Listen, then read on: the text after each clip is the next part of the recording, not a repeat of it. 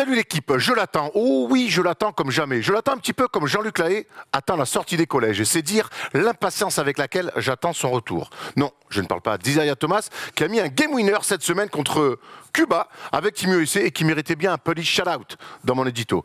Je ne parle pas non plus de Didier Drogba et de son potentiel retour à l'OM, car après 15 ans, j'ai enfin compris qu'il ne reviendrait jamais. Non, je parle évidemment de mon ours des Pyrénées préféré, Zion Williamson.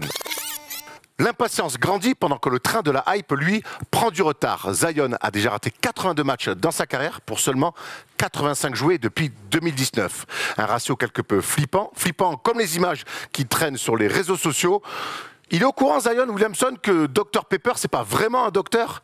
Car oui, aujourd'hui, Zion est bel et bien un pélican, et ça n'a rien à voir avec sa franchise. Malgré toutes ces inquiétudes, Zion Williamson reste encore un fabuleux spectacle dans le parc d'attractions NBA que tout le monde a envie de voir. Alors, rallumez les lumières, relancez la musique, renforcez les cercles et qu'il revienne très vite, car oui, je suis en manque de sensation.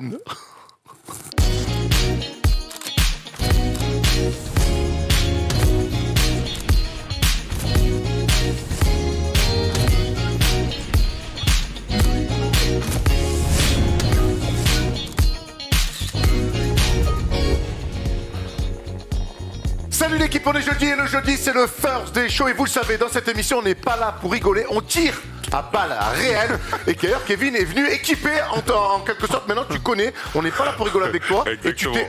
Quel flow incroyable. Le mec a mis un gilet pare-balles pour venir au First Day Show. Merci les gars, il fallait que ce soit une première, Non mais attends, explique-nous un petit peu ce matin, tu t'es levé, tu t'es dit, First Day Show, gilet pare-balles. Je me suis dit pourquoi pas, je me suis dit il y a des choses sur lesquelles je vais pas être d'accord, autant être protégé, autant venir équipé. D'accord, voilà équipestre on dit chez nous. Hein. Thomas, ça va? Ça va. Tu m'en voudras pas, j'ai commencé par Kevin aujourd'hui parce que je suis très impressionné, j'espère que ce sera la première et l'unique fois que tu viendras avec cet instrument de guerre, parce que c'est ni plus ni moins qu'un vrai body armor. Je vais vérifier carrément. C'est pour me protéger, c'est lourd. C'est légal, oui. C'est légal pour qui? C'est légal pour les gens de la BAC. Non, c'est n'importe qui. On peut acheter ça, Monoprix, tout ça, on peut acheter oui, c'est légal d'avoir un gilet pare-balles. Non, il voulait mettre un lance-flamme dans la déco et on l'a dit, il a laissé en régie. Faut pas déconner non plus. On n'est pas là pour faire l'apologie de la guerre. Il n'empêche, ça te va très bien, Kevin. Et je te l'ai dit parce que je te charrie, mais je vais faire une photo Instagram après. Donc on va profiter un petit peu des outils de papa. Exactement. Au programme cette semaine, les news comme d'habitude. Il y a pas mal de choses à dire, notamment LeBron qui est covidé. Ben merde alors. Il y a encore malheureusement pas mal de petites blessures et on verra un petit peu tout ce qui s'est passé du coup depuis une semaine en NBA. On ira aussi sur un débat sur les Suns. Sont-ils la meilleure équipe NBA du moment? Alors on va dire oui, on va dire non. C'est dur, ça va être dur à argumenter. On sera peut-être pas d'accord sur tout parce qu'on va surtout se projeter sur la suite et cette équipe en tout cas qui progresse. Jusqu'où peut-elle aller? Ça sera le débat du jour. Et puis on fera un focus sur un mec qui est lockdown. Alors non, il n'est pas à la santé, mais il est bien mis de côté chez les Houston Rockets. C'est John Wall. On n'est pas inquiet pour lui, pour son oseille, on verra tout à l'heure son contrat. Mais en tout cas, pour l'instant, John Wall, il ne joue pas et ça commence à l'agacer et ça commence un petit peu à parler. On ira, en plus, ça tombe bien, on a Kevin, son ancien coéquipier. On ira sur le cas John Wall et sur un cas même un petit peu global en NBA, de mettre ces mecs sur le côté. C'est quand même assez curieux. On voudra votre avis et on aura évidemment l'avis de Thomas et de Kevin là-dessus. Et on finira avec le quiz de Tom. Et on espère qu'on sera meilleur parce qu'on ne vous cache pas que depuis le début de l'année, on est plutôt mauvais sur les quiz. On n'est pas très bon. On trouve les mecs, mais vraiment en mode raclure de bidet. C'est vraiment des 3 points à l'extérieur, but de la main pour assurer le maintien. On essaiera de briller un petit peu plus. Avant d'aller sur les news, on a une petite annonce à vous faire avec Kevin Séraphin et surtout avec Jiraya.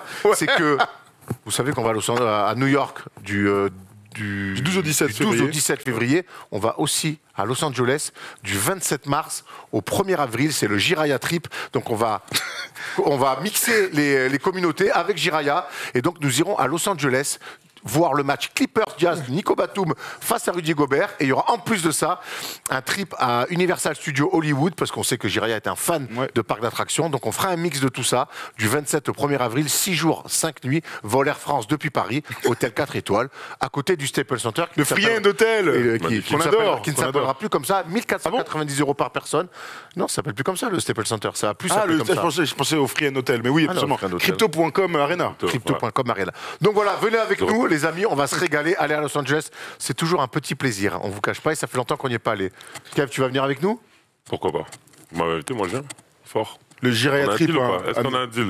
On peut discuter. On peut discuter. En plus, si tu viens, on sera obligé de prendre une grande villa avec piscine, ça va être un peu relou. Je sais pas s'il y aura cette place. Non, mais généralement, c'est ce que je faisais. Donc, je restais à Beverly Hills ou des trucs comme ça. Donc, voilà, Bel Air, Beverly Hills, ça c'est chez nous. Kevin, après l'émission. Donc voilà, si vous voulez plus d'informations, ça se passe évidemment sur le site sportustravel.fr. Allez, on est chaud. .com. On est les Américains, Sport US Travel, c'est pas .fr, évidemment. .com. En tout cas, les news, elles sont bien FR. Ah non, même pas, elles sont comme on parle de NBA, c'est n'importe quoi, c'est les news.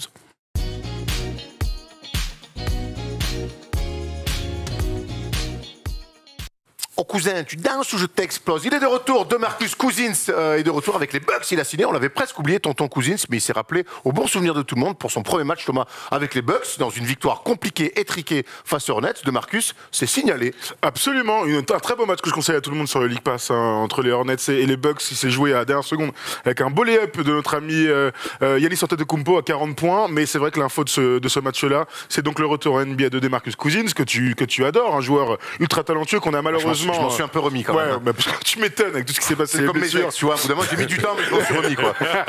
C'est clair. En tout cas, pour son premier match, il a joué 14 minutes aux côtés de Giannis et il vient pallier l'absence plutôt longue durée de Brook Lopez qui a toujours pas joué.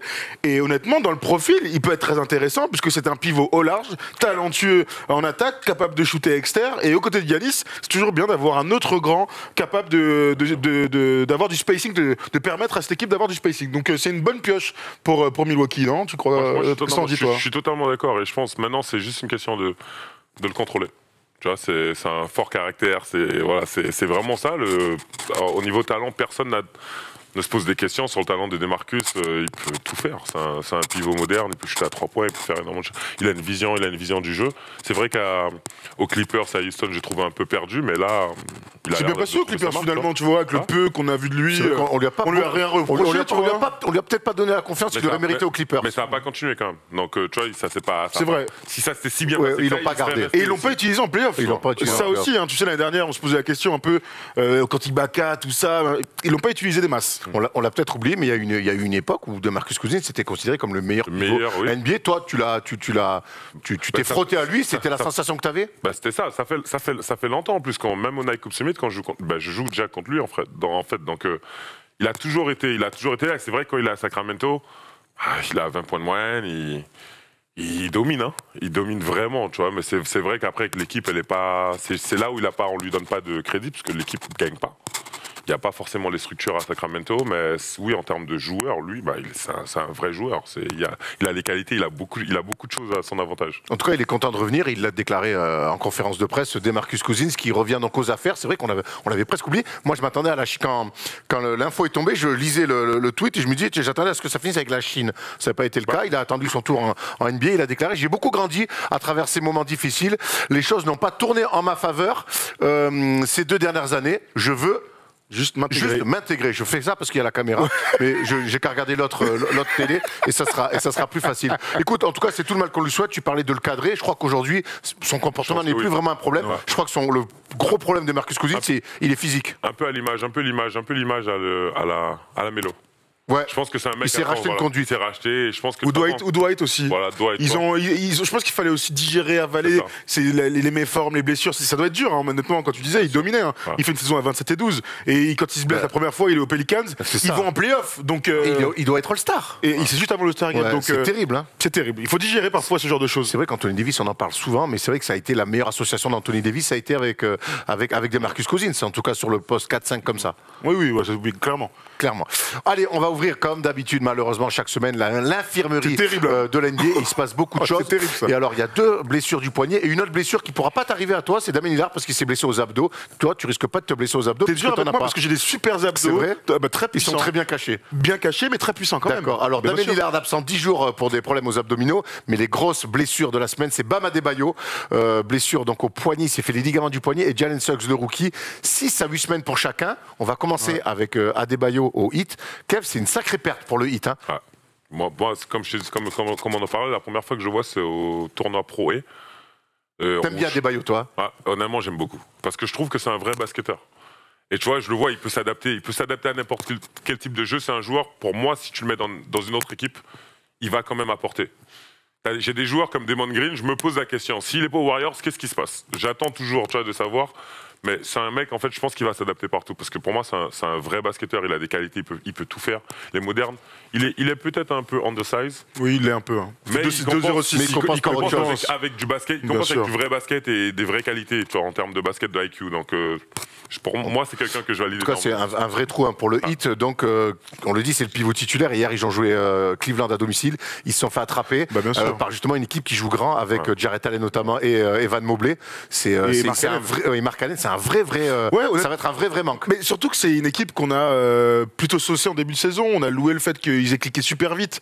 Et en fait, dès les quelques premières semaines, on s'est dit waouh, en fait, Miami est un contender et une équipe très sérieuse. Malheureusement, ils n'ont pas pu enchaîner. Il y a eu des blessures. Jimmy Butler aussi est absent depuis quelques trucs. Tyler Hero aussi, même s'il est revenu. Kyle Lowry dans l'effectif au complet, c'est vraiment une pièce importante. Là, on voit avec les absents qu'il a plus de mal à peser. Donc ouais, je trouve que c'est vraiment une énorme, un énorme coup d'arrêt pour cette équipe qui a perdu 2 matchs de suite. Ils sont 5e de la conférence Est avec un bilan de 13-9, mais à un moment donné, on les voyait être concurrents pour être champions de la conférence Est à la fin de la saison régulière. Donc à voir comment ils vont suppléer son absence. On sait que Dwayne Dedmon, qui est un des meilleurs pivots backup de NBA, va devenir titulaire. On va voir s'il est capable d'être assez bon pour faire, pas oublier, mais en tout cas... Ça peut faire la maille pour toi, Dwayne Bacon, pendant ces 6 à 8 semaines éventuelles. Dedmon, j'ai dit quoi? Bacon, il est à Monaco, donc oui, je pense qu'il va faire maintenant titulaire, j'attends de voir ce qu'il va donner. C'est sur 6 à 8 semaines. On sait qu'en NBA, des fois, il y a des backups comme ça sur des courtes durées. C'est surtout chez les meneurs qu'on voit ça, mais chez les pivots, ça peut peut-être aussi arriver. Je trouve que le niveau des big men, il a vachement baissé. Tu trouves? Par rapport à l'époque où tu étais, il y avait son père. Voilà, on est revenu comme à l'époque. Tu tapes des Chris Kaman, tu enchaînes les Clippers, tu vas aux Lakers, t'as Bynum, t'as Pogazol dans la raquette, tu enchaînes. Et en fait, chaque équipe que tu enchaînes, en fait, c'est que des gars, impressionnants et des big men. Maintenant, ils attendent beaucoup des big men ça roule, ça court. Il y en a qui shootent, mais c'est comme lui un peu, c'est que ça en fait. Donc ils ont pas. Je trouve ça un peu pauvre en termes de backup. Mais j'attends de voir ce qu'il va faire. Écoute, on verra ça dans les jours qui arrivent en tout cas. Mais le Heat devra faire sans Bam Adebayo pendant 6 à 8 semaines. Allez, direction les Lakers où il n'y a pas que Russell Westbrook qui fait des ravages, il y a aussi le Covid qui a touché LeBron James. Ouais, bah, là, un peu dur comme introduction, mais... Même pourquoi je l'ai pas reballé. T'as vu les balles perdues T'as vu les balles perdues. C'est pour tous mes potes fans de Russell Westbrook. Allez, démontez-moi dans les commentaires. On s'aime. Bref, il empêche que le Covid a tapé LeBron James. Il sera absent 10 jours, LeBron, et c'est quand même un coup dur parce que depuis son retour, hormis cette altercation avec Isaiah Stewart, LeBron James était en pleine bourre et commençait à remettre un peu les Lakers sur le droit chemin, Tom. Ouais, t'as raison. J'ai toujours... Non, mais c'est difficile ces histoires de Covid parce qu'il y a beaucoup de joueurs qui sont touchés et quand on dit protocole 10 jours, en général, c'est qu'ils ont le Covid. Donc moi, ce qui m'inquiète, au-delà de la forme même des Lakers, c'est de savoir, de savoir comment il va et savoir comment il va s'en remettre. Il y a beaucoup d'histoires de joueurs NBA qui racontent combien c'est difficile et va de Joel Embiid, absolument. Il y a entre les séquelles, les machins et tout ça. Donc le but des Lakers, c'est d'arriver en playoff, c'est dans quelques mois. Mais faut pas que ça devienne un problème plus que juste le protocole des 10 jours. Voilà, moi c'est plus mon inquiétude. Après le jeu des Lakers, on aura le temps d'en rediscuter. Mais oui, LeBron est très fort et les Lakers sont meilleurs avec. Voilà comment finir cette chronique. C'est de la malchance, ça vient confirmer le truc. Tu vois, c'est vrai qu'ils enchaînent, il revient, mais ça me fait penser un peu à sa première saison. Il se blesse là. Il n'y a que ça, que concours des trucs de circonstances, et à chaque fois une petite blessure par-ci, par-là, un tel qui part, et ils sont jamais au complet. C'est vrai qu'on est pour l'instant sur une année noire plutôt côté Lakers. Il n'empêche que quand ta méga star n'est pas là, il y en a d'autres qui doivent prendre le relais. Et on va voir LeBron James, les matchs qu'il va rater, donc le derby face aux Clippers, contre les Celtics, contre les Grizzlies, contre le Thunder. Un calendrier plutôt abordable, mais il n'empêche que quand la superstar n'est pas là, il y en a d'autres qui doivent prendre le relais. Et c'est Anthony Davis, de manière naturelle, qui a pris la parole et qui s'est dit que c'était un challenge un petit peu pour lui, Tom. Je te laisse prendre la déclare. C'est comme si j'étais testé sur mon leadership. LeBron a été absent à cause des blessures et maintenant à cause du Covid. C'est un bon test non seulement pour notre équipe, mais aussi pour moi qui dirige ces gars-là. Alors il est temps peut-être de lancer la saison des challenges et des défis pour les Lakers, au moins dans l'attitude, parce que ça doit partir de lui, il a raison. Ce qui est bien, c'est que les Lakers ont récupéré Russell Westbrook cet été et que Russell Westbrook est très bon depuis le match contre Boston avec, tu sais, le liner et les 44 millions avec Dennis Schroeder. Mais oui, il est temps que ces deux mecs-là se mettent dans cette saison, rentrent dans cette saison et montrent que l'équipe peut avoir des certitudes avec ou sans LeBron. Donc voilà, il a raison de dire ça. Maintenant, faut que ça se voit et ça se matérialise sur le terrain. Alors on a beau leur taper dessus parce que dans le jeu qu'ils proposent, on est loin des attentes. Il n'empêche que des fois, Kev, il y a des années, il y a des saisons comme ça où en fait, il y a plein de choses extérieures qui viennent te contrecarrer. On a l'impression que pour l'instant, les Lakers, tu le disais, sont vraiment dans une saison noire. C'est un peu ça. C'est vrai qu'ils ont du mal, même la suspension. Il y a plein de choses. Et c'est vrai que je me dis que c'est juste le début. J'attends de voir, tu vois. Je me dis que ça va tourner, ça va changer. Bon, pour l'instant, ils font avec les moyens du bord, mais c'est vrai que c'est beaucoup de malchance. Et tu vois, moi, ça me frustre un peu parce que je me dis, bon, c'est LeBron, il est. Ah, ça frustre tout le monde. Je commence à avoir beaucoup de déclarations. Ouais, c'est le dernier titre. Moi, j'y crois. Moi, j'ai envie d'y croire et je pense que les Lakers, LeBron, ça reste quand même un de mes joueurs favoris. Je vais pas mentir. Pour rester dans le positif, on va dire, vaut mieux que ça arrive maintenant. Plutôt que ça arrive en mars ou en avril. C'est sûr, et il y a une stat folle qui est sortie, c'est que lors de ses 15 premières saisons NBA, LeBron a manqué 71 matchs de saison régulière depuis qu'il est aux Lakers, depuis 2017. Donc l'année juste avant les Lakers, si je dis pas de bêtises, bref, il a manqué aussi 71 matchs. Depuis qu'il est aux Lakers. Donc c'est depuis qu'il est aux Lakers. Ouais. Donc la première saison, on sait qu'il a manqué beaucoup de matchs. La deuxième saison, il y a eu le Covid, donc c'est aussi pour peut-être une des raisons pour lesquelles ils ont été bons dans la bulle. L'année dernière, on sait qu'il a raté pas mal de matchs aussi dans la dernière ligne droite. Et là, rebelote, il manque beaucoup de matchs, donc sans parler de déclin au niveau basket, son physique, pour la première fois on peut le dire, est sur le déclin, puisque avant c'était un mec qui ratait rien. Faut comprendre, le mec il est humain au bout d'un moment. Ah ouais, mais bien sûr, en fait, quand depuis 2003 tu agresses tout le monde, son jeu, c'est pas Steph qui passe son temps à shooter 3 mètres derrière la ligne à 3 points, et le mec il passe son temps dans la raquette, les coups de contact. Moi, Indiana, je défends sur lui sur une action, il me met un coup. Tu le sens encore des marques. J'aurais bien aimé avoir ça sur moi, parce que le coup d'épaule que je prends à Indiana, limite j'ai envie de lui demander pourquoi, tu vois. Qu'est-ce que j'ai fait? Donc, le mec il est costaud, il agresse tout le monde, c'est forcément, un daron qui joue avec des enfants. Pour moi, c'est ça. Il n'empêche qu'on voit quand il est en pleine forme, il est encore au top. Maintenant, c'est vrai qu'entre le Covid, les blessures, et surtout ce qui est sûr, c'est que quand quand LeBron n'est pas au top, il ne gagne pas. Non, c'est sûr. En fait, et on se rend compte aussi que l'anomalie côté LeBron, c'est d'avoir été aussi peu blessé pendant 15 ans. Bah oui. Tu vois ce que je veux dire? Il nous a habitués à l'excellence. Oui, il nous a tellement habitués à l'excellence. Ça fait partie du jeu. Mais ça, c'est juste une continuité. Parce que chaque équipe où LeBron joue, s'il ne joue pas, c'est une catastrophe. N'importe quoi. Ça, en tout cas, on est tous frustrés, qu'on soit pour les Lakers ou contre les Lakers, qu'on soit anti ou pro LeBron, on est tous frustrés pour l'instant de ne pas voir cette équipe des Lakers à 100% et de pouvoir les juger à 100% que sur du basket. Il y a trop de choses extérieures pour l'instant. On va attendre que on voulait même faire un débat aujourd'hui, on peut le dire. On voulait faire un débat aujourd'hui exactement sur le retour de LeBron. On a vu les stats tout à l'heure. On l'a reporté ce débat puisque justement LeBron aujourd'hui avec le Covid, il manque trop d'éléments pour faire un débat pertinent. Et nous, la pertinence, c'est ce qui nous parle dans le first des jeux. Justement, la pertinence, on voulait faire un petit. En parlant d'être pertinent, on va parler aussi d'un Français qui est plutôt bon en ce moment, qui se montre. C'est Timothée Luwawu-Cabarrot qui est starter, qui a été starter le match contre Indiana, qui prend de plus en plus de minutes et qui s'installe dans la rotation des Hawks. On voulait faire un petit clin d'œil à Timothée, qui est un joueur qu'on aime beaucoup, qui a été très bon pendant les JO et qui toujours un petit peu, on le disait Kev, de manière très discrète, mais qui s'installe toujours dans les équipes où il passe. C'est vrai, honnêtement, je suis surpris parce que c'est vrai qu'il est assez discret. Il bouge, tu vois, c'est un gars assez cool, moi, je l'aime beaucoup. On a eu l'occasion de se voir en équipe de France en 2017.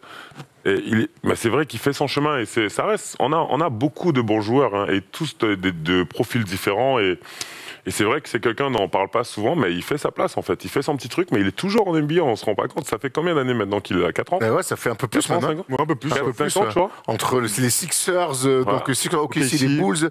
Non, ça fait, je pense, je dirais 5-6 ans. L'année dernière, on était un peu frustré de pas le voir dans les moments en playoff et tout, parce qu'on l'avait trouvé bon en saison régulière. Et puis surtout, une fois qu'il s'installe dans une équipe, on lui souhaite ça, d'être dans une équipe sur plusieurs années, dans une vraie rotation. Et ce que je kiffe avec lui vraiment, c'est que quand il est sur le terrain, il lâche rien. Il fait tous les replis, même quand c'est du 1 contre 3. Il replie tout le temps, il fait tous les efforts. Enfin voilà, il connaît ses qualités, il joue toujours à fond. Il arrive à gagner un petit peu de temps de jeu avec les Hawks, qui sont une équipe ambitieuse. Donc très bien, on est ravis pour Timothée. On va finir les news avec, vous savez qu'on aime le fair play, nous qu'on aime, même si on se donne pendant qu'on joue au basket, on aime toujours à la fin aller se serrer la main, se dire bravo, bien joué. Et on voulait mettre à l'honneur cette belle image. Kevin, regarde bien, ça va forcément te parler. Voilà, c'est des petits, ils se sont donnés, ils se sont tirés la bourre tout le match.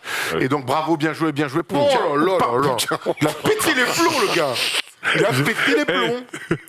Mais gros, Je sais pas ce qu'il lui a dit pendant le match, mais ça Tu doit vois, on pas parlait être... souvent que des fois, les mecs qui parlent. Oh ils sont là pas là. prêts. En plus, t'as vraiment aucune excuse parce que y a rien. Non, mais il y a Alors, de on sait pas- on Non, sait mais pas- avant, non, mais quel que soit, tu vois, ça reste Il quand est pas même. prêt. Oh Ça reste là quand là même la là prémédité, là. tu vois. Ah ouais, Ça là, reste c'est prémédité. prémédité. Ça reste prémédité. Je carton rouge et c'est 600 de derrière. À part si sa tête lui revient pas, tu vois. Et puis, oh, bah là, j'ai l'impression. On va, bon, je sais pas je dire, t'aime on va pas. pas mettre en avant. Non, ce non, genre. pas du tout. Par contre, le petit, je pense qu'il fait de la boxe, hein, parce que foie, tête, ça, tu l'improvises pas. Et la violence. C'est pas bravo. Hein. Pas bravo petit, on ne fait pas ça. Non. Bravo, mais bon, bref, allez, après on va encore nous dire qu'on fait l'apologie des bagarres. Chut, allez, on passe, C'est tout de vrai que suite, cette année, on passe tout de suite au débat, on va parler des Suns, où là il n'y a pas de bagarre, puisque les Suns, eux, régalent et jouent très bien ensemble au basket.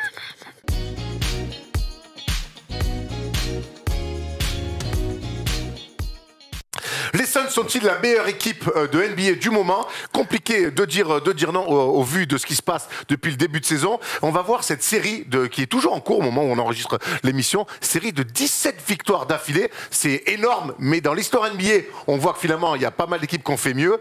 Les Lakers, évidemment, de Will Chamberlain et Jerry West avec 33, les 28 pour commencer une saison des Warriors avec Steph Curry, les 27 de LeBron James, l'époque Heat, et puis les Houston Rockets qui en avaient fait 22. Alors, c'est la 17e plus longue série de l'histoire, mais il suffit qu'ils en gagnent encore 3 ou 4 et ils passeraient 5e. Donc ils sont pas prêts de rentrer un petit peu dans l'histoire. Il n'empêche, Tom, que cette série de victoires des Suns, elle nous parle. Ouais, absolument, elle nous parle. De toute façon, quand une équipe gagne 10 matchs d'affilée, tout de suite, elle se replace dans une saison ou elle lance une saison. Et d'ailleurs, j'aimerais bien avoir ton avis ensuite sur les séries de victoires et de savoir comment les équipes abordent les matchs une fois que cette série va s'arrêter. Mais ce qui est sûr, c'est que c'est donc un record de franchise. C'est important, puisque c'est pas une... Égalé, absolument. On se souvient 2006-2007 avec l'époque de Steve Nash notamment. Ils avaient fait 17 victoires à l'époque. Ce soir, le prochain match contre Détroit, donc on peut vraiment imaginer qu'ils prennent ce record de franchise. Tu sais que les séries s'arrêtent souvent face à des équipes un peu improbables. C'est comme Miami, c'était ça, Comme non? Miami, ils avaient fait contre Chicago, où il y avait des blessés, où des défenses étaient blessés. Et tout à fait. Ce qui est sûr, c'est que on a vu sur cette série-là une équipe qui s'est clairement mise en place. Les anciens finalistes, évidemment, avec des choses qui ont un peu changé. Devin Booker qui a mis du temps à lancer sa saison, et surtout un énorme collectif. Et le match contre les Warriors avant-hier arrive en point d'orgue de tout ça. C'est-à-dire qu'on a vu toutes les recettes des Suns dans ce match-là qui les font avoir cette série. On va rentrer dans le détail. Kevin, j'aimerais avoir ton avis quand même sur... En NBA, il y a ces longues séries de victoires, parfois par des équipes. Comment on le vit de l'intérieur quand tu sais comme ça que tu as cette période-là où tu te sens imbattable? C'est surtout le regard extérieur des autres. Je sais que c'est la cible et que tout le monde veut être l'équipe qui va arrêter cette série. Tu vois, et c'est là que c'est difficile parce que, par exemple, vendredi, ils jouent les Warriors. Je pense qu'ils vont tout faire pour terminer ça. Tu vois, surtout qu'ils ont perdu et comment ils ont perdu.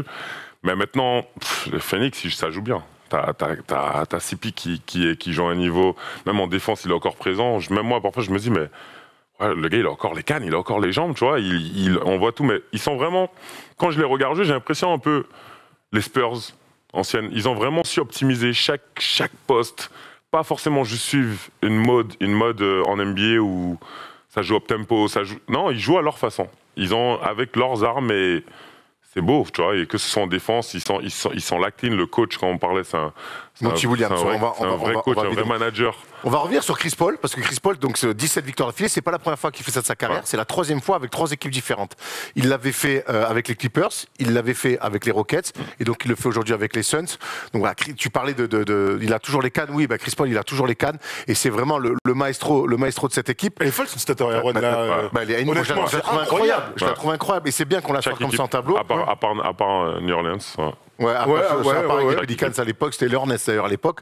Donc, mais bon, partout où il est passé, il a réussi à amener des équipes à faire des séries comme ça de 17 victoires d'affilée. Est-ce que c'est pas rien? Et souvent, on lui tape dessus sur ce côté de leadership. On a souvent dit que c'était pas un vrai bon mec dans le vestiaire. En tout cas, c'est une rumeur qui est sortie après les Clippers.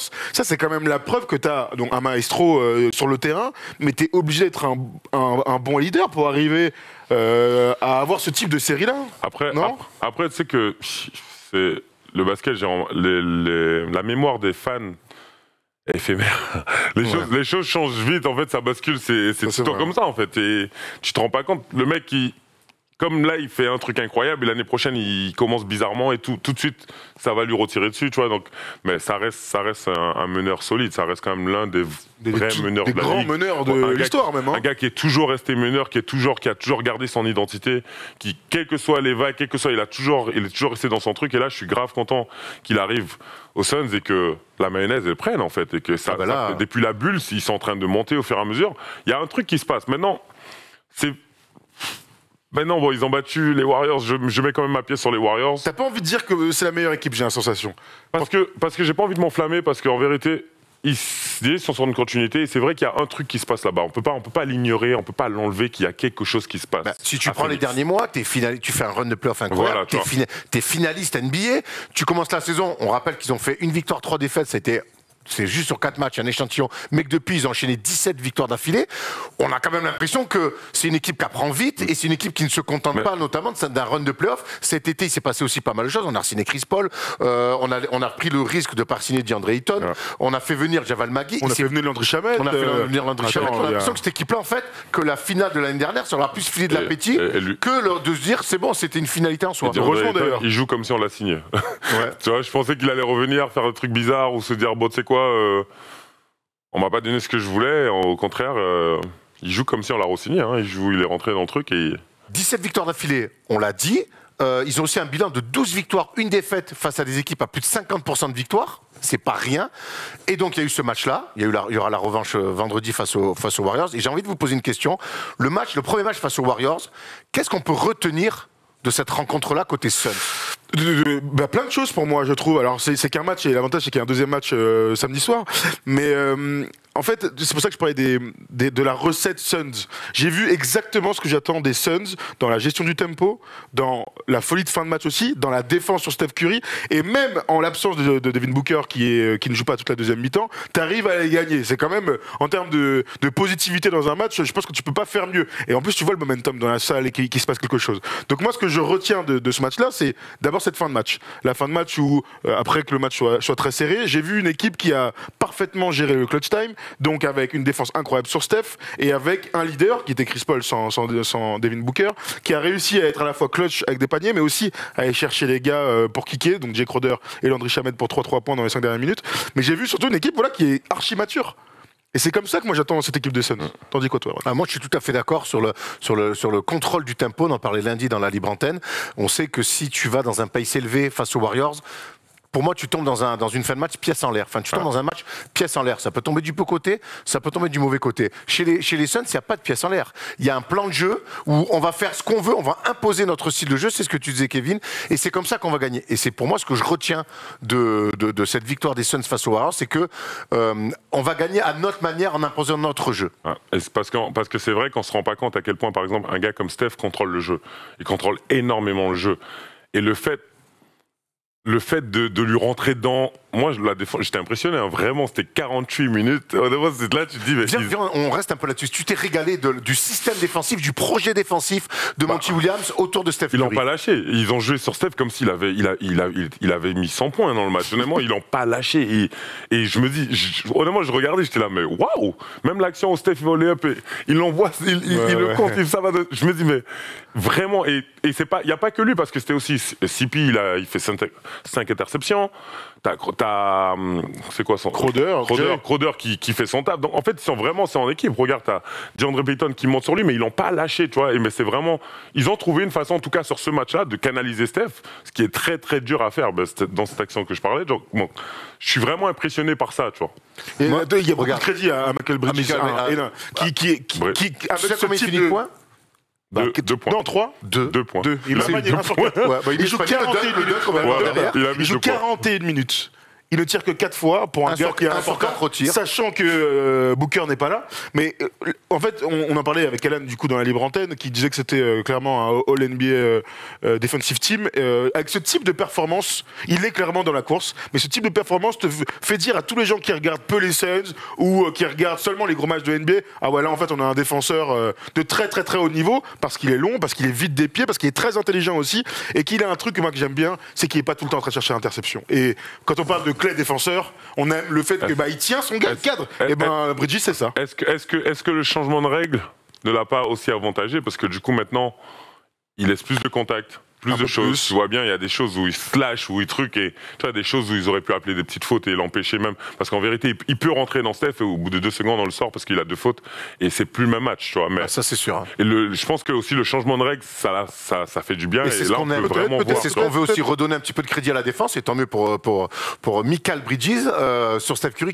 C'est vraiment ce que j'ai vraiment fait, c'est juste d'être agressif et d'être attaché à lui sur les écrans. Et ça, tu m'en parlais, Kev. C'est tout un travail d'équipe. Bon, c'est tout un travail d'équipe parce que si un gars se trouve sur le switch, il obtient un peu d'espace et c'est un 3 points pour lui. Et justement, là-dessus, tu me disais au début d'émission que sur les mains, sur les pick and roll, ils ne l'ont pas lâché. Il y a eu au pire aider, reprendre. Mais Mikal Bridges, c'est Mikal, hein Mikal Bridges est toujours resté collé à lui, même quand il avait du retard sur les écrans. Il y avait peut-être aider, reprendre, mais il n'y a pas eu de switch. Et on sait que sur les switches, Steph Curry est très fort. Très fort. Et les mains à main, je regarde, c'est vrai, toutes les petites actions, tous les petits trucs que personne veut faire, il était là, il n'a pas lâché et il était en mission. Surtout quand je vois qu'il finit à 2 points, je dis non. T'es obligé de respecter. T'es obligé de respecter parce que c'est vraiment... Et c'est ce que t'as besoin. T'as besoin d'un mec comme ça. S'ils vont en finale de conférence... ils auront besoin d'avoir un mec comme ça qui va être en mission lactine. Il n'y a aucune équipe championne NBA qui n'a pas un poste 3 de très haut niveau. Même là, on a vu avec les Bucks, donc avec Middleton. Si tu prends toutes les équipes championnes, tu as toujours donc Kawhi, forcément LeBron, KD, et ainsi de suite. Tu as toujours un bête de poste 3, au moins pour s'opposer au meilleur poste 3 de la ligue en face. Donc Bridges est un joueur en devenir. On l'a vu l'année dernière pendant les playoffs, être très bon en attaque. Mais c'est en défense en fait qui va avoir le plus d'impact. Lui et Crowder, ils vont être très importants dans les futurs runs de playoffs. Après, on peut quand même se dire que quand Steph passe à côté, c'est parce que Steph passe à côté.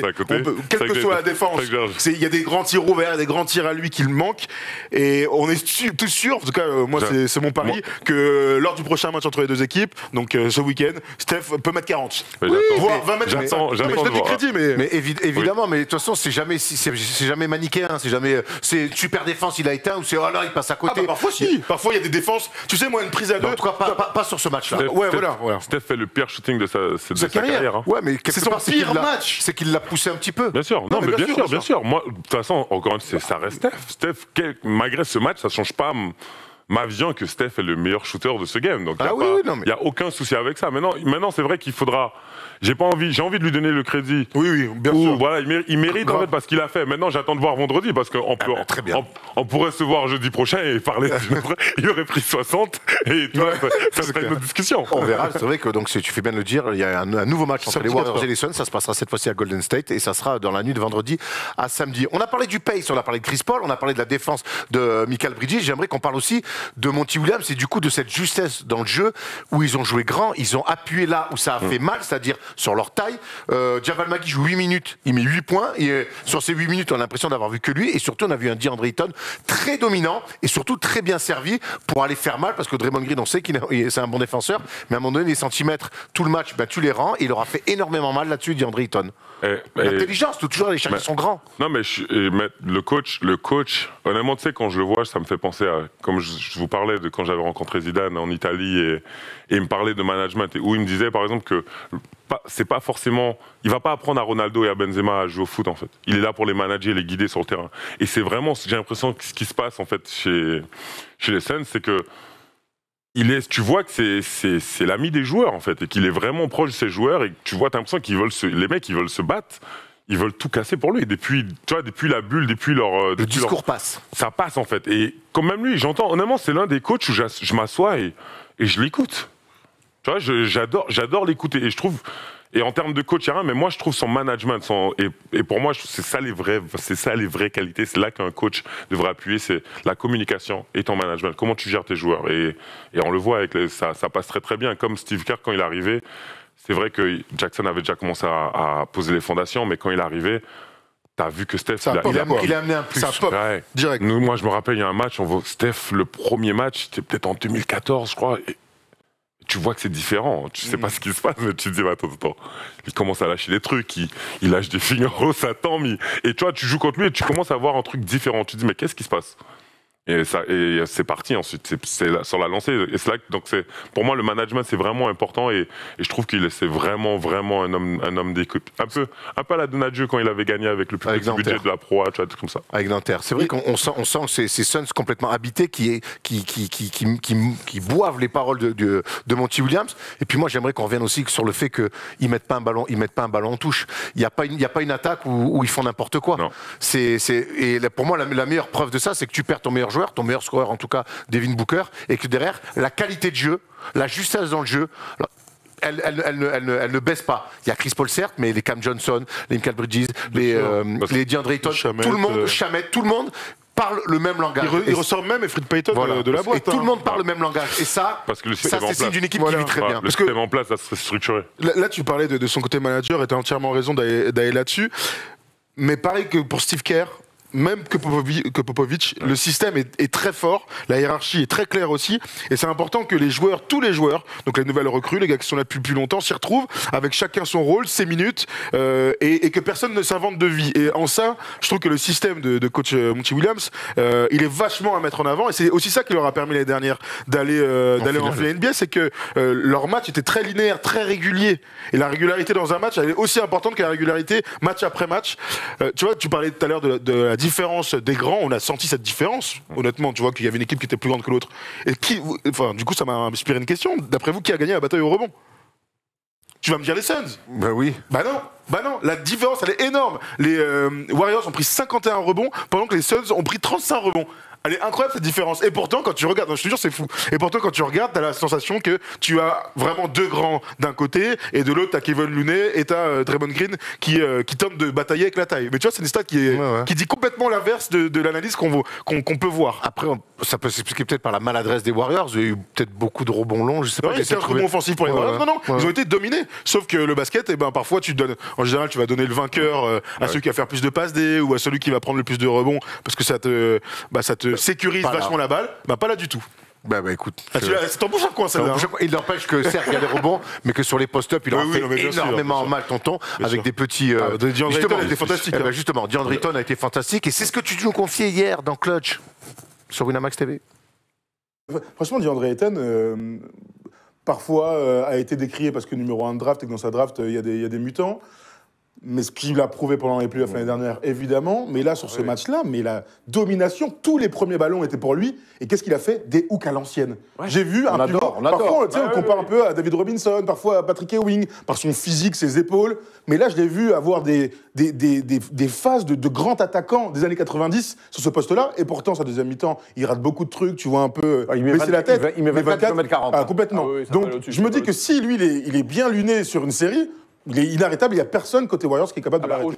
Ça te parle, ça, des petits hooks des années 90, hein. Oui, mais tu sais que moi... C'est ton fonds de commerce, ça. Il a fait carrière sur ça, le gars. Non, mais c'est vrai, tu vois, j'ai jamais compris pourquoi, à un moment, c'est devenu un mauvais shoot, en fait. Pour moi, dans la raquette, à quel moment c'est devenu, tu vois, une mauvaise chose d'avoir un intérieur capable de mettre des points, et d'optimiser ça, en fait. Mais c'est depuis que c'est les Warriors qui ont tout changé, quand ça arrive avec leur extérieur, ils ont commencé à shooter point de fixation à l'intérieur, donc les gens ont changé leur vision. Mais un gars comme ça fait qui... Un grand 2-10 qui met un petit hook, qui met 2 points, ça fait toujours du bien. Ça fait toujours du bien, c'est efficace, tu vois. Et en vérité, c'est bien de voir le mec shooter à 3 points, mais il peut pas faire que ça. Faut pas que ça devienne que ça. Tu vois, je veux dire. Alternance toujours. Ouais, alternance. Et là, c'est ça. Surtout quand tu vois que les mecs à l'intérieur, ils te laissent en fait. Pourquoi pas appuyer, et ensuite, une fois qu'ils commencent à venir, tu les ressors. Et là, tu crées quelque chose, et là, t'as Mais surtout quand pour un joueur comme DeAndre Ayton, qui n'est pas la première option d'une équipe. La première option, c'est clairement Devin Booker, Chris Paul à la création, et ensuite c'est DeAndre Ayton. Quand tu es dans cette position-là d'un mec qui va avoir de l'espace, quand t'es troisième option, t'as de l'espace. Tu vas pouvoir jouer des 1 contre un seul joueur, plutôt que contre 2, quand on fait la différence avec Joel Embiid. Par exemple, Joel Embiid aujourd'hui, aussi fort soit-il, il y a une prise à 2, une trappe, tu peux plus rien faire, t'es obligé de les lâcher, et là c'est aux autres, à Korkmaz de punir. Bon maintenant, Seth Curry.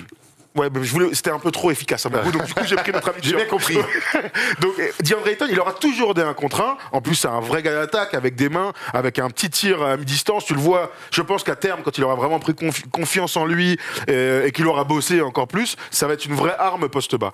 Donc il y a tout pour qu'un jour, ce gars-là soit à plus de 20 points par match, à côté d'un gars comme Devin Booker avec la vieillesse de Chris Paul. Donc franchement, faut mettre du crédit sur DeAndre Ayton, qui s'est fait un nom l'année dernière pendant le round de playoff. Ouais, on lui met du crédit, on va pas revenir, on en a beaucoup parlé dessus, mais on se souvient que cet été, les Suns l'ont pas payé. Non. Pour l'instant, alors on sait qu'ils auront un droit de veto. Hein. L'été prochain, si on lui propose un contrat ailleurs, ils pourront s'adapter, ils pourront matcher l'offre. Il n'empêche que lui, je trouve dans l'attitude, il est parfait. Irréprochable. Parce qu'on sait que des fois NBA, quand les mecs tu les payes pas, ils peuvent faire la gueule. Lui, pour l'instant, l'attitude parfaite. Mais comme toute cette équipe-là, moi, ce que je kiffe avec cette équipe-là, qui est une équipe jeune, autour de Chris Paul, c'est que la digestion d'un énorme run de playoff et d'une finale NBA, en fait, ils sont en train de montrer que c'était pas un concours de circonstances, que c'est une équipe qui progresse et que c'est une équipe un jour qui va se dire nous, on veut être champion NBA. Et c'est pour moi le message qu'ils envoient dans ce début de saison. Et je trouve ça archi kiffant de pas avoir, l'espèce de coup de blues, on a fait des finales NBA, ouais, on est encore un peu en perché. Non, non. Nous, on revient cette année, on veut gagner un titre. Après, heureusement qu'ils ont cette attitude-là, parce que leur leader, là, il est vieux. Ouais. Donc, leur fenêtre, c'est vrai, leur fenêtre, elle est pas très. Tu peux pas dire, dans 2-3 ans, gros, dans 2-3 ans, Chris Paul aura 40 piges. Et autant profiter des dernières meilleures années de Chris Paul. Donc, c'est maintenant, en fait. Sauf que ce qu'il fait, il se base que sur son IQ et sur sa capacité à gérer le tempo, tout ça. Donc, en fait, techniquement parlant, il peut faire ça jusqu'à 45 ans. S'il se gère et qu'il gère ses cannes. Donc t'es en train de me dire que les Suns de Chris Paul ont encore 7 ans de 45, c'est beaucoup, gros. Non, mais en fait, encore une fois. il est pas gardien, le gars, il est pas gardien. Donc il faut mourir à un moment donné. Moi, je mange 39 et je boite 20 minutes chaque fois que je me lève. Donc, mais ça, c'est à cause du Jordan. Parce que je fais trop Jordan. Non, mais ce que je veux dire, c'est que tant que tu arrives à gérer et rajouter des. Tu vois, ils sont capables de ramener des nouvelles pièces. Bien sûr. Mais évidemment. En fait, c'est pas basé que sur un jeu, tu vois, de vétérans, en fait. Ils ont vraiment lui, mais après, ils ont beaucoup de jeunes et. Non, mais t'as raison, mais ce que je veux dire, c'est que pour avoir une chance, il faut que Chris Paul soit à ce niveau-là. Ouais. Et ils ont 2 ans. Allez, on va. Ouais, non, mais voilà, 2 ans. Mais 1 ou 2, même 3 ans, si tu veux, mais c'est très court. C'est-à-dire que dès cette année, tu dois faire au moins la même chose que l'année dernière. C'est pour ça que je trouve que c'est très rassurant pour cette équipe-là de se dire qu'on a déjà retenu les leçons de notre run de playoff la semaine dernière. Pourtant, après 4 jours, on s'est dit, putain, ils sont à 3. C'est exactement. Bon, ils sont bien remis. Écoute, on a donné notre avis sur est-ce que les Suns sont la meilleure équipe de la Ligue. On a évidemment demandé vos avis et sur Twitter, vous avez comme d'habitude été très bons et avec des avis assez divers et variés.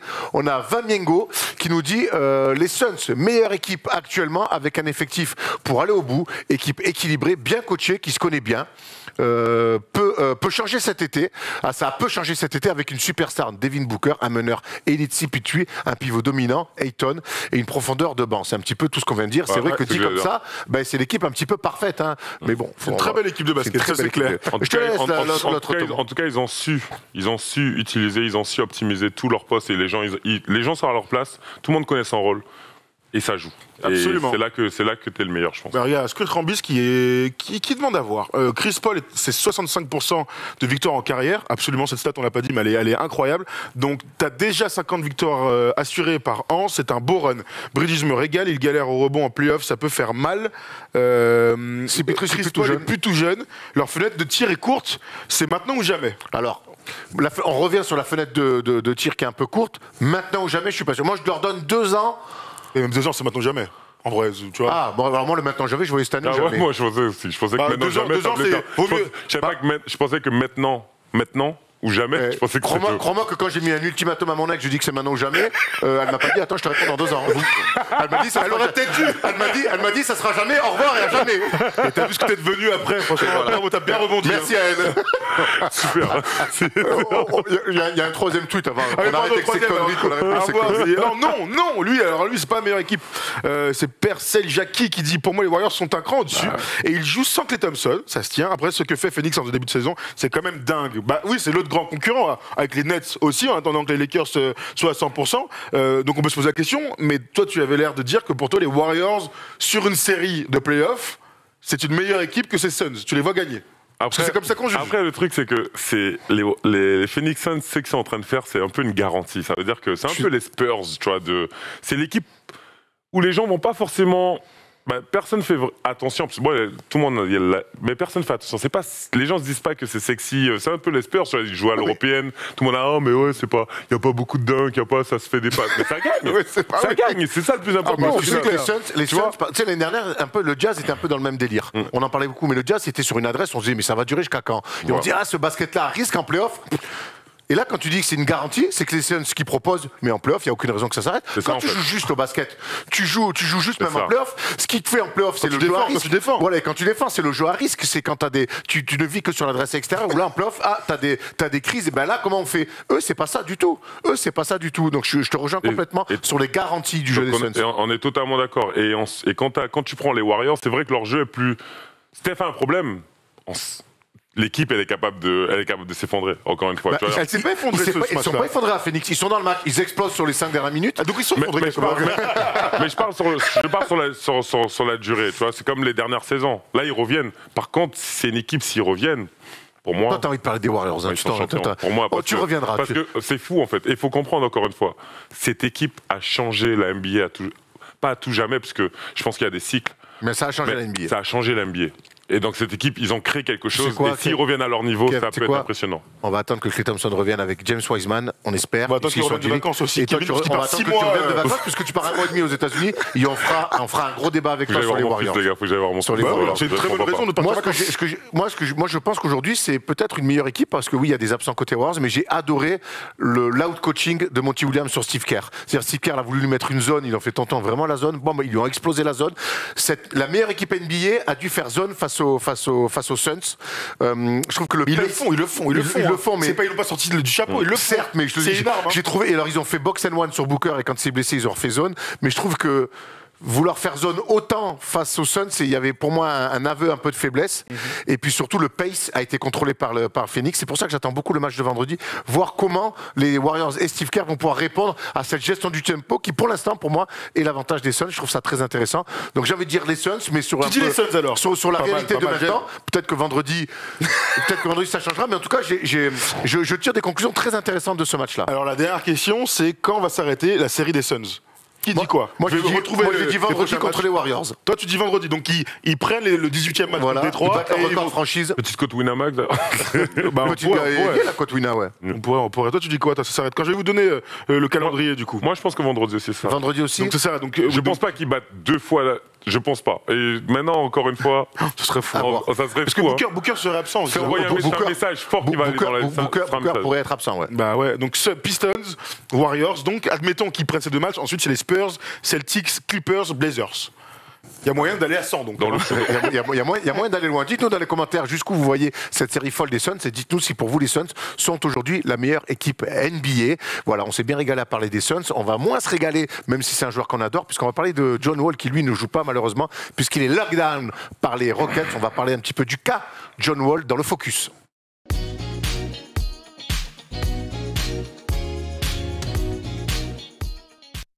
Le 4 avril, tu devrais te faire le même petit bouc fin bien ringard des années 2000. Je vais arriver un jeudi, je vais te surprendre. Ah ouais. J'attends ça bien.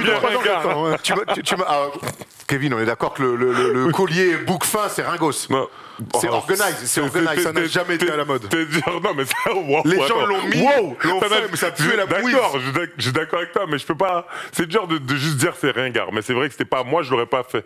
Forcément. Moi non plus, je l'aurais pas fait. C'est jamais fait. Hein.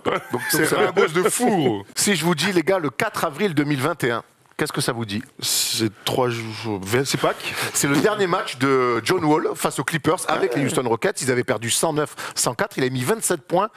27 points et 13 rebonds de John Wall. Ouais, bravo, merci Econ. Voilà, on est d'accord quand même que ce bouc-là, Ringos. Quel superstar. Merci en régie. Donc 27 points et 13 passes pour son dernier match, John Wall. Bon joueur plutôt. Bon joueur, mais qui ne joue plus. Et c'est un petit peu l'objet de ce focus. Qu'est-ce qui se passe en ce moment côté Rockets? Est-ce que se priver d'un joueur comme John Wall, qui est dans un contrat énorme, on va le voir tout à l'heure. On n'en a pas parlé depuis le début de la saison, et c'est ce tweet de Wojnarowski qui a un peu relancé l'intérêt autour de John Wall. John Wall a rencontré le GM Raphaël Stone et le coach Stephen Silas aujourd'hui pour discuter d'un possible retour dans l'équipe. Aucun accord trouvé. Wall voulait une chance d'être à nouveau starter, et c'est vrai que les Rockets, eux, veulent le faire sortir du banc. On en est là aujourd'hui. Kev, toi, c'est ton pote, c'est ton ancien coéquipier. Comment tu regardes, tu vois cette situation? C'est un peu compliqué parce que je comprends son point dans le sens où il ne peut pas s'asseoir sur ça en fait. Ça reste beaucoup. Alors s'asseoir sur ça, tu peux envoyer le tableau pendant que tu parles. Ouais. C'est son contrat monstrueux, Ça, en fait. On va pas se mentir. Donc cette année, John Wall va gagner 44 millions et l'année prochaine, John Wall va gagner 47 millions avec une player option qui va évidemment prendre, les gens sont pas fous, et donc il pourrait être free agent qu'à 33 ans en 2023. Deuxième salaire de NBA. Deuxième salaire de NBA. Donc voilà pourquoi il peut pas s'asseoir sur ça. Maintenant, c'est là où tu vois que la Ligue, c'est quand même... C'est beaucoup de politique, en fait. C'est parce qu'arrivé à un stade, tu vas pas me faire croire que maintenant John ne peut plus non plus jouer au basket. Tu vois. Donc, c'est vrai, c'est toujours... Je trouve que l'écart... Je trouve que c'est trop. Là, il y a trop... C'est pas... Il peut jouer. Après ça, John, je pense que... ce salaire, dans tous les cas, avec ce salaire-là, il pourrait sortir du banc. Mais maintenant, encore une fois, c'est de quoi il a envie, peut-être qu'il a pas envie. Tu nous as toujours dit que c'est un mec qui adorait le basket. Bah oui. C'est un mec qui regarde, qui chez lui, il y avait plein d'écrans, la NCAA, la WNBA, la NBA. C'est un mec, un passionné de basket. Aujourd'hui, on imagine que ce qu'il vit, ça doit être terrible pour lui. C'est horrible. Tu vois, c'est un peu moi à l'image de ma retraite. À côté, je regarde, c'est horrible de voir les gars. Tu regardes tout le monde jouer, tu regardes chaque match. Et en plus, lui, il est vraiment dans le truc encore. Il est là, l'équipe, elle se déplace. C'est horrible d'être à côté. Tu vois, donc je peux comprendre sa situation. En plus, il a enchaîné. Il a enchaîné beaucoup de choses qui sont passées entre la mort de sa mère, les blessures. Bien sûr. Donc c'est pas forcément facile. Mais sa situation, elle est vraiment, vraiment compliquée. Parce que je sais pas quoi dire. C'est dur de penser. Parce que c'est des situations nouvelles, Tom, aussi, ça, de mettre. On l'a vu un peu avec OKC l'année dernière, avec Al Horford, mais il l'avait fait en février. Il n'avait pas fait toute la saison. Black Griffin aussi avait vécu ça aussi. Ouais. Détroit. Avec Détroit un petit peu, mais c'est c'est très récent. C'est-à-dire que moi, dans l'histoire de la NBA, depuis que je regarde la NBA, le seul truc que j'ai vu comme ça, c'était Marbury, mais parce que ça se passait très mal avec les Knicks. Ça n'a rien à voir avec les sportifs. Aujourd'hui, est-ce que quoi qu'il arrive, les Rockets payent John Wall. Ça, c'est une certitude. Bien sûr. Aujourd'hui, ils ont vraiment intérêt à se dire non, John Wall, vaut mieux pas que tu joues avec les Jalen Green et les Kevin Porter Jr. Ça va pas les aider. Je comprends. Mais quelle est la vraie raison pour laquelle? C'est quoi? C'est un projet jeune? Oui, c'est ça. En tout cas, la raison officielle, c'est de dire qu'il faut donner du temps de jeu, un maximum de temps de jeu à Kevin Porter Jr. et Jalen Green. Ça, c'est la raison officielle. Donc, leur mettre John Wall dans les pattes, je pense qu'on est tous d'accord ici pour dire que la raison pour laquelle il ne joue pas, elle n'a aucun sens. On est tous d'accord aussi pour dire que les jeunes progressent au contact des meilleurs joueurs possibles. Oui, Kevin Porter Jr., pour moi, ou Jalen Green progresseront plus avec John Wall, avec eux sur le terrain. Je pense qu'à 3, tu peux largement échanger des temps de jeu. En plus, Eric Gordon joue 3. Tu le vois avec CP, tu le vois avec bien sûr. Maintenant, leur projet, il est bancal, on le sait tous. Leur but, c'est d'avoir le prochain numéro 1 de draft. John Wall, d'après moi, ne te permet pas d'aller chercher les playoffs en l'état. Donc, il devrait jouer. Maintenant, il y a l'autre côté, c'est de dire que moi je comprends les spins des joueurs, on sait que c'est tous des êtres humains comme tout le monde et t'as des hauts et des bas, il n'y a pas de souci, mais de s'asseoir avec le GM et le coach, de dire moi j'ai envie de rejouer au basket, parce que je pense que c'est ce qu'il a dit. Et le gars lui dit d'accord, mais tu vas sortir du banc. Ah non, je ne joue pas au basket. Ça c'est bizarre. Ça c'est sérieux quoi. Viens jouer. Toi tu voudrais qu'il accepte son rôle de 6e homme. Moi je pense que oui. Surtout, en fait, il faut comprendre, quand t'es bon, t'es bon. Ça veut dire que si au bout d'un moment le mec il est bon, ça reste un All-Star, ça reste le deuxième joueur le plus payé de la ligue. Les choses, en fait, s'il arrive et qu'il voit que, en fait, sur 20 minutes ou sur 36 minutes, il voit qu'il est très efficace, tu peux petit à petit regagner ta place. Mais c'est vrai d'arriver, se dire tout de suite, c'est le seul point où je dis bon, John. Commande. Tu veux vraiment rejouer, voilà. Si tu veux vraiment rejouer, accepte ton rôle de sortie de banc. Ça, c'est un petit peu la chose qu'on a du mal à comprendre. Il joue pas pour un contrat. Il joue pas pour prouver qu'il est All-Star. Il veut juste rejouer. Si tu veux, comme par exemple des Marcus, ça reste un joueur encore très fort. Si t'es capable de l'optimiser, c'est quelqu'un de très fort. Mais il va accepter son rôle en fait. Tu vois, je veux dire, c'est souvent ça. C'est pour ça que des joueurs sortent de la ligue, c'est en fonction de tes prétentions, de ce que tu veux. Si tu vas dire, mais si tu es prêt à accepter certaines choses. Tu penses à Carmelo Anthony notamment. Et voilà, là où je te rejoins tout à l'heure, on parlait hors caméra de l'état d'esprit des joueurs. On parlait de Théo Malédon qui a été envoyé en G-League. Nous, notre théorie à nous, mais à toi aussi, ancien joueur NBA, c'est de dire t'as une situation. Pour moi, tu dois avoir le meilleur état d'esprit possible. T'as fait revenir dans la ligue. Ça marche pas. On dit André Ayton tout à l'heure. On a loué son état d'esprit. Tu re-signes pas. Maintenant, vas-y, prouve-le que t'es un mec au max, parce que t'as encore une possibilité de l'avoir. Donc, ton état d'esprit va montrer. Moi, j'ai quand même la sensation que John Wall, il est pas dans le bon état d'esprit. Alors, on n'a pas les tenants et les aboutissants. Faut avoir mais tout, c'est la sensation qu'on a. Faut vraiment prendre tout ce qui se passe parce qu'on ne sait pas comment ça se passe en interne. C'est vrai. Il dit sortie de banc. Nous on dit 6e homme. Et ce qu'ils lui ont dit c'est sortie de banc. Si c'est pour les faire jouer 12 minutes. Ouais, mais peut-être que le premier match ça va être ça. Peut-être que la première semaine ça va être ça. Et puis là Jalen Green il joue pas. C'est lui qui va aller dans le 5, tu vois. Et tu vas jouer 30 minutes. Oui. Et autre chose. Admettons qu'on soit dans la peau de l'agent de John Wall. Mais moi je veux dire, toi ton but c'est de négocier un buyout à un moment donné, parce que nous on est en train de bosser avec l'équipe juridique à cette issue. Et moi je préfère qu'il ait joué 15 matchs avec les Rockets entre 12 et 30 minutes plutôt qu'il soit cut et qu'il aille jouer chez un contender et qu'il n'ait pas joué de la saison. Pour le rythme, pour les sensations, c'est tellement évident. C'est évident. Et tu sais que John en plus c'est quelqu'un, je vais pas mentir, hein. C'est quelqu'un qui m'a toujours prouvé que j'avais tort. À chaque fois que j'avais un avis sur lui, tu vois. Surtout quand tu lui as mis sa tête dans le casier. Non, tu vois, donc c'est quelqu'un qui m'a toujours prouvé. Non, mais c'est quelqu'un que t'es proche. Même moi, quand je pars de Washington, tu vois, il me parle pas pendant une année parce qu'il voulait pas que je parte. Tu vois, j'ai pris ma décision par rapport à tout ce qui s'est passé, mais t'as fait la tête quoi. Tu vois, non, mais vraiment, il me parlait pas quand j'étais à New York. On s'est pas causé. À chaque fois que je suis allé vers lui ou quoi que ce soit, il m'a pas causé. Il a tourné, il est parti. Il t'a laissé en vue. Donc tu vois, et je l'ai fait 2 fois. Après, je peux pas passer mon temps avec lui. John, s'il te plaît, John. Non, au bout d'un moment, j'ai avancé, mais c'est vrai que. Allô, John, ça fait 15 fois que je t'appelle. Tu serais bien que tu répondes. Et quand tu vois, je suis au Pacers, derrière, on se pose, tu vois, sur le terrain, on parle un peu sur le côté, tu vois. Mais c'est quelqu'un, il arrive toujours à surmonter les trucs, en fait. Quand il va au concours de dunk, il me dit, je vais gagner. Je dis, man, va là-bas. T'as vu les gars qui y a là-bas, gros? Je dis, gros, je vais gagner. Il me dit, l'année où il est All-Star, il me dit, je vais être All-Star cette année. Et à chaque fois, il le fait, tu vois. Je le vois arriver, parfois, il arrive en 2012-2013, il n'est pas en forme. Oh, il nous reste vraiment la pré-saison, c'est bizarre, il joue pas à son niveau. Le premier match, il est présent, c'est parti, en fait. Tu vois, à partir, et c'est quelqu'un, je sais, qui est toujours capable de se relever. C'est un homme de défi. Donc même ça, je me dis qu'il va sortir. C'est vrai que là, j'arrive pas à voir. C'est un peu compliqué parce qu'il lui reste en plus 1 an et demi. Donc il reste encore du temps, en fait. Donc il faut passer. Donc je sais pas si au bout d'un moment, je sais pas c'est quoi le deal, tu vois, je sais pas si justement. Là on a parlé, il y a 2 options. L'option c'est de le faire rejouer. On l'a vu en sortie. Ou pas. Et l'autre option c'est de trouver un buyout. De le wave. C'est de trouver un buyout. Mais le problème c'est que le buyout, on sait que Nico a pu trouver ça un buyout avec les Hornets. Là c'est un buyout. Blake Griffin a trouvé un buyout. Est-ce que John Wall, on a vu les prix tout à l'heure, est-ce que c'est un buyout? Parce qu'on sait qu'il y a des équipes qui pourraient être intéressées. On voit Miami. Nous on a mis Miami, les Bucks. Moi je pense surtout. Ah non, on n'a pas mis. C'est John Wall qui a dit, c'est un tweet qui est sorti de Shams. Il a dit, John Wall, s'il y a buyout, est intéressé par ces 3 équipes. D'accord. On n'a pas inventé les 3 équipes. Moi, je le vois, ça peut fit, pourquoi pas. Moi, je le vois surtout aux Clippers. Est-ce qu'aujourd'hui, avec l'oseille encore qu'il lui reste à prendre, un buyout, c'est jouable? Ils font plus de wave. C'est plus la ligue, je trouve qu'elle rentre. Oui, mais. T'es obligé de signer un buyout vu la teneur de ce contrat. Un buyout, ton wave, c'est si t'as pas garanti. Un buyout, tu négocies un peu. Tu négocies en gros une sortie, mais un wave à l'époque, ils te disent bon, on a 8 millions, ouais, on t'enlève le salaire et cap, et puis bon, tu continues, tu vois, pas quand t'es à 44 millions. 44, ouais, c'est ça. Mais là, en fait, je me dis que. Tu peux étaler aussi. Je vois l'année dernière les Pistons qui ont essayé de négocier avec Blake Griffin de pas prendre la totalité. Il n'a pas tout pris, il y a toujours un. Enfin, il a pris beaucoup. Nico, avec le Hornets, ils n'en voulaient plus, ils ont voulu négocier.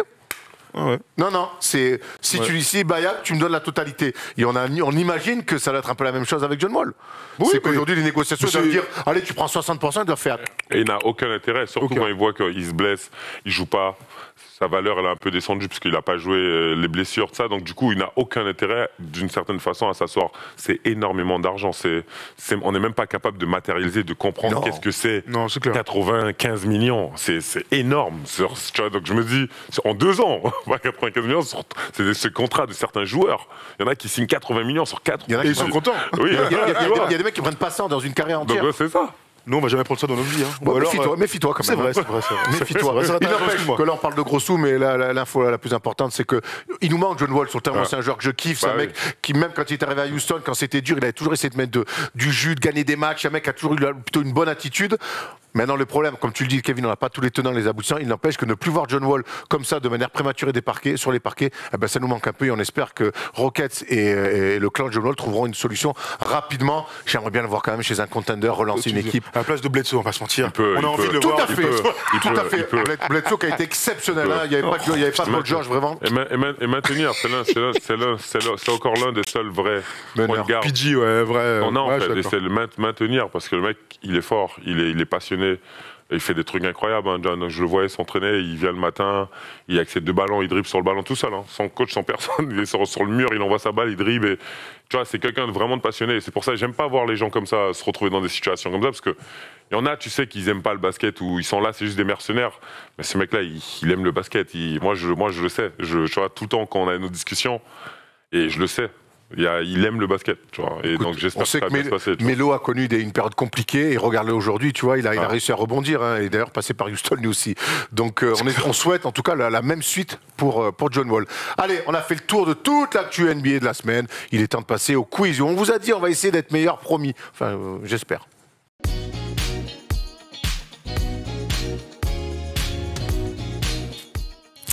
Allez, qui dit fin d'émission dit quiz. Et aujourd'hui, un quiz plutôt rapide, plutôt punchy, hein, comme vous m'avez demandé. Plutôt punchy. Trois petits jeux. Le premier, j'ai refait des rébus. Ah ouais, je sais que tu peux briller là-dessus, Kevin. C'est pour ça que je l'ai fait à chaque j'aime fois. pas quand tu me mets déjà, t'es en train de me mettre dans une position basse tout de suite. J'ai envie de te faire Non, briller. J'ai le droit. Merci, mais oui, mais. Oui. Deux j'ai déjà, où tu peux briller encore une fois, et un qui D'accord. suis-je, où je t'attends moins.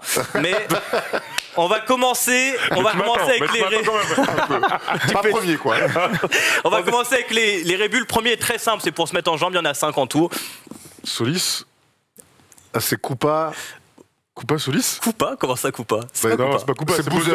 Oui. Carlos Boozer. Ouais, oui. Carlos de... Merci. Carlos Boozer. J'attendais bah Erwan, oui. je vous cache pas, j'attendais Ah Erwan oui, sur oui, celle-là pour Carlos Carlos. Boozer. Carlos Solis. Toi aussi, mais tu m'as dit Solis. Je sais pas. J'attendais Carlos, moi.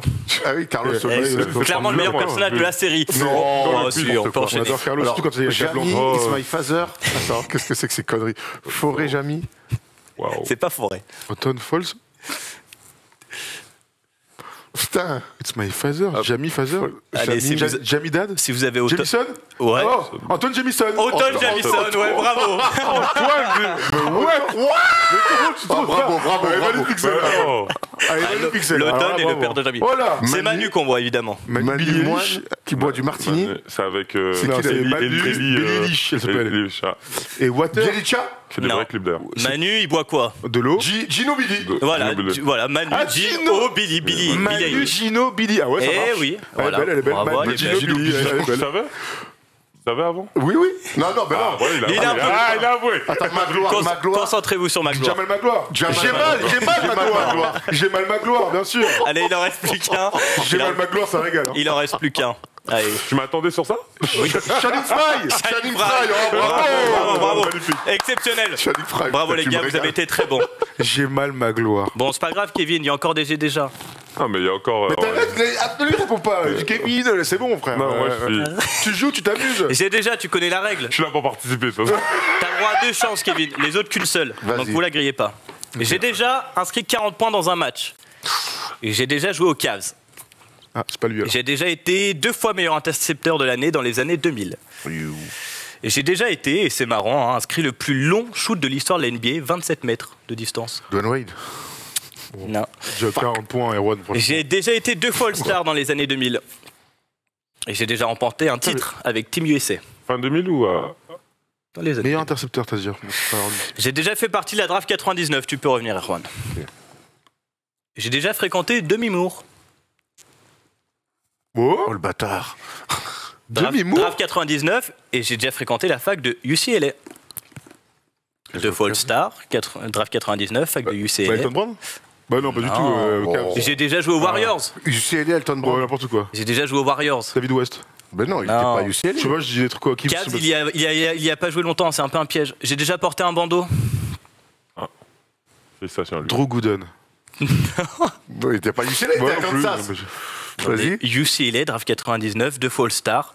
Écoutez, moi, j'ai plus trop d'infos à vous donner. Attends, vas-y, refais. Une bonne époque des Warriors. Baron Davis. Baron Davis, Ah merci. ouais. Je portais un bandeau, Demi fac de Moore. UCLA. Et il a fréquenté les Demi Moore. Cavs, les J'ai Cavs, vu. les Ah Cavs, oui, les Cavs, Cavs, les Cavs. les Cavs, je- Oh, le Cavs, il est terrible. Il est terrible, les Cavs. Mais oubliez jamais que je vous le donne en deuxième, donc c'est un petit indice. Ouais, mais ça, voilà. c'est pas un indice en fait, c'est tous en fin d'indice. ça nous barre. C'est une fin de corps, gros, que tu nous fais. Ouais, c'est vrai que Il a fréquenté Demi Moore, j'ai vu ça sur Ah ouais, Wikipédia. alors celle-là, je l'avais pas du tout, incroyable. Tu On passes de enchaîne. Bruce Willis à Baron Davis, ça va te faire bizarre, en fait. Hein. On enchaîne un deuxième. J'ai déjà inscrit 50 points dans un match. C'était en 2009, face aux Warriors. J'ai déjà été le joueur qui a réussi le plus de lancers sur une saison, c'était en 2011. J'ai déjà été drafté top 30 en 2004. J'ai déjà joué aux José Spurs. Calderon. Pardon ? José Calderon. Non, j'ai déjà joué aux Spurs, aux Thunder et 3 autres franchises bien plus importantes dans ma carrière, hein, comme les Kings. Et j'ai déjà inscrit 24,6 points de moyenne sur une saison avec ma Kevin franchise. Martin. Kevin Martin, Putain, bravo. Erwan, Kevin Martin, bien Bravo sûr. Kevin Martin, qui a déjà joué aussi à Houston, à Minnesota, et qui a porté le 23. Bravo. On peut se terminer avec Allez. qui suis-je. Je nais le 3 septembre 1970 par un jour très gris et très pluvieux. J'ai pas l'info, mais je le dis. Je grandis du côté de la Virginie. Rien à voir avec Efira. Je parle bien de l'État à l'est des États-Unis. Dans ma carrière, j'ai surtout connu le succès dans ma période universitaire. Ah. En même temps, il faut dire que je suis l'un des plus gros programmes du pays, qui a vu passer des légendes. Hein. Avec mon équipe universitaire, on remporte même le titre NCAA au début des années 90, lors de ma dernière année de mon cursus complet. Cette saison-là, j'inscrirai 14,7 points et 9,6 rebonds. Je serai élu dans la First Team All-ACC. La même année, mon maillot sera retiré dans ma fac.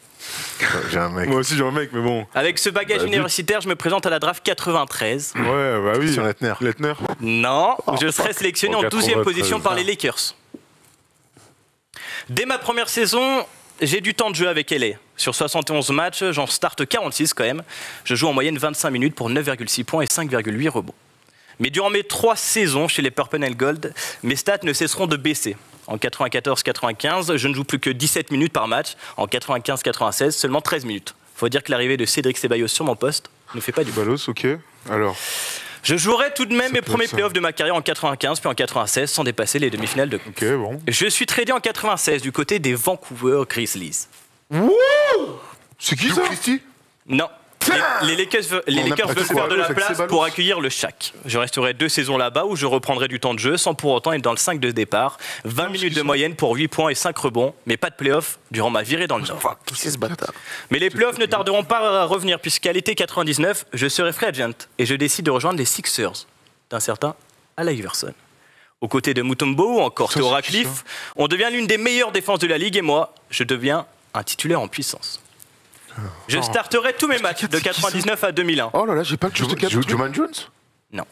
Dans le poste 4 des Sixers, je l'ai pas starté. Durant 3 saisons avec une 3. aventure incroyable en playoff déjà. en 2001. C'est Je suis ballot. poste 3 plutôt. Bah, c'est Balos, poste 3. Lorsque Maki, nous- alors Pardon Aaron Mackie. Non. Donc je starterai tous mes matchs de 99 à Jones. 2001 durant 3 Je saisons avec comprends une bien. aventure incroyable en playoff en 2001 lorsque nous atteindrons les George finales. Lynch. George Lynch, bravo, qui est passé par North Carolina. George Lynch Une aux de mes- Lakers. Bravo, Et ouais. oui, qu'on a vu récemment dans The Last Dance. Parce qu'il a battu Michael Jordan Honnêtement, sur un putain, pick-up mais- game. waouh. J'ai envie de le dire avant, mais George Lynch, très je l'ai pas aux Lakers. Enfin, je moi j'ai non plus de plus, hein. souvenirs. En fait, George je me Lynch. retiens de dire Vancouver, je me Vancouver, retiens de dire North Carolina au début parce que je me dis ouais, ça va peut-être Ah, aller il est trop North vite. Carolina. Ouais. Moi, je suis sur Duke au début. Moi, Et je en me souviens fait, de ça c'est aussi. ce que je disais dans The Last Dance, il dit qu'il a battu Michael Jordan au pick-up game. Je me souviens même pas Et dans qu'il le les doit moment. en Moi, voir. j'étais totalement dépassé par ça. George Lynch, tu connais pas Non, pas du tout. George Lynch. Après, il part chez les Hornets. Il Oui, part chez les George Hornets. Lynch. Ah, c'est ouais. Bravo, Erwan. Pas cadeau, hein. Une belle victoire. Je connais pas. Non, pas Moi, cadeau. je connais pas George, j'ai Écoute, rajouté c'est pas la pire victoire. C'est pas la pire Non, c'est victoire. pas la pire. Écoute, Non, elle est C'est très une bonne. victoire. Attends, George Lynch. Thomas Lynch. Attends, tu vas voir combien. Il va continuer. Bon, Kevin, merci. On te revoit pas en 2022. Alors, on te souhaite un joyeux Noël, une bonne année. Merci. On te reverra en Merci. 2022, tu reviendras. Donc, parce que tu vas nous faire un petit trip aux États-Unis. On se parle de notre petite semaine à Miami après. Bien sûr, il y a encore ça. Aïe, aïe, aïe. Nous, les amis, on se revoit jeudi prochain. On se revoit lundi aussi dans la libre antenne. Merci à la technique aujourd'hui, à Polo Harrer, qu'on a bien chié aujourd'hui. Ça a été un peu plus compliqué que d'habitude. Merci, les amis. Vous êtes des monstres. On n'oublie pas que ce week-end sort l'interview entre les deux Stephen. Ah oui, c'est vrai. Ce week-end, il y a Ah ouais. Stephen Brun Américain qui a rencontré Stephen Jackson. Ah, j'ai vu, Et ça, ils ont été bons, ils se pas mal. sont bien marrés tous les deux. Donc ça sera dimanche normalement. Jérémy doit dimanche. confirmer ça, mais Ouais, dimanche on sortira cette interview. Donc interview dimanche, libre antenne lundi. On se retrouve jeudi pour le Force des Shows. On se retrouve ce soir au Jean Gall pour ceux qui veulent. Ciao ciao.